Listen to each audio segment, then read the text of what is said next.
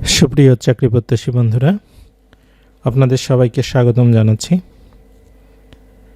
আজকে আমরা আলোচনা করব জেলা ও দায়রা জজ আদালত নাটোর এর 9 জানুয়ারি 2026 তারিখে অফিস সহায়ক পদে যে পরীক্ষা অনুষ্ঠিত হয়েছে তার সম্পূর্ণ প্রশ্ন ব্যাখ্যা সহ সমাধান নিয়ে। প্রথম প্রশ্ন ছিল, মুসলিম রেনেসার কবিকে তার একটি কাব্যগ্রন্থের নাম লিখুন। মুসলিম রেনেসার কবি হলেন ফারুক আহমেদ। তার একটি বিখ্যাত কাব্যগ্রন্থ হচ্ছে সাত সাগরের মাঝি। বিষাদ সিন্ধু কি এর রচয়িতাকে? বিষাদ সিন্ধু হচ্ছে একটি ইতিহাস আশ্রিত উপন্যাস। এর রচয়িতা মীর মশাররফ হোসেন। তুমি অধম তাই বলি আমি উত্তম হইব না কেন? এর রচয়িতা কে? এটি হচ্ছে বঙ্কিমচন্দ্র চট্টোপাধ্যায়ের কপালকুণ্ডলা উপন্যাসের কপালকুণ্ডলার উক্তি। এরপরে বলছে বাগধারা চর্বিত চর্বণ, এর অর্থ হচ্ছে পুনরাবৃত্তি বা পুনরুক্তি, একই কথা বারবার বলা। সাক্ষী গোপাল, এর অর্থ হচ্ছে নিষ্ক্রিয় দর্শক। সন্ধিবিচ্ছেদ বনস্পতি বনযোগপতি, উপরযুক্ত পরিযোগুক্ত। এক কথায় প্রকাশ করুন, উপকারীর অপকার করে যে, এটা হচ্ছে কৃতজ্ঞ। এরপর ইংলিশ বলছে paragraph on golden fibre of Bangladesh. এই প্রশ্নের পিডিএফ ফাইল আমাদের কমেন্ট বক্সে থাকবে, সেখান থেকে আপনারা নিয়ে নিতে পারবেন।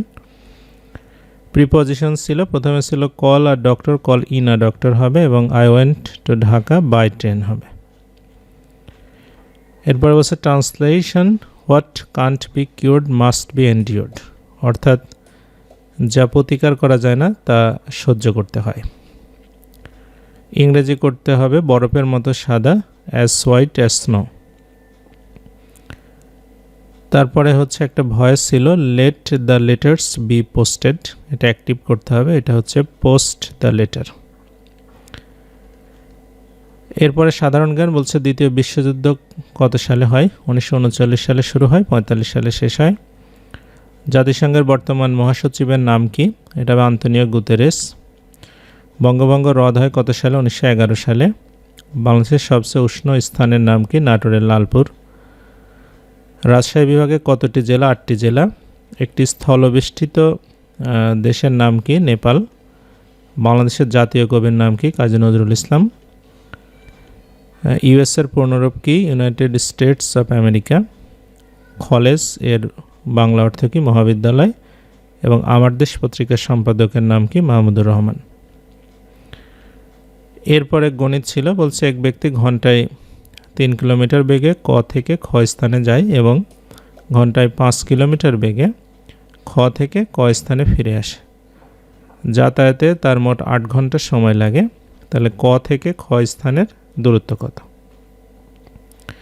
তা আমরা মনে করি যে হচ্ছে ক থেকে খ স্থানের দূরত্ব হচ্ছে x কিলোমিটার। তাহলে যাওয়ার সময় তার সময় লাগবে হচ্ছে x/3 ঘন্টা, আর আসার সময় লাগবে হচ্ছে x/5 ঘন্টা, মানে 5 কিলোমিটার বেগে আসে। তো এই দুইটা সময় যদি আমরা যোগ করি তাহলে হবে হচ্ছে 8 ঘন্টা। তাহলে উভয় পাশে যদি আমরা 15 দিয়ে গুণ করে দেই তাহলে এটা হবে 5x + 3x, 8 15 120। তাহলে 8x = 120, x এর মানটা হচ্ছে 15, অর্থাৎ ক থেকে খ স্থানের দূরত্ব হবে 15 কিলোমিটার।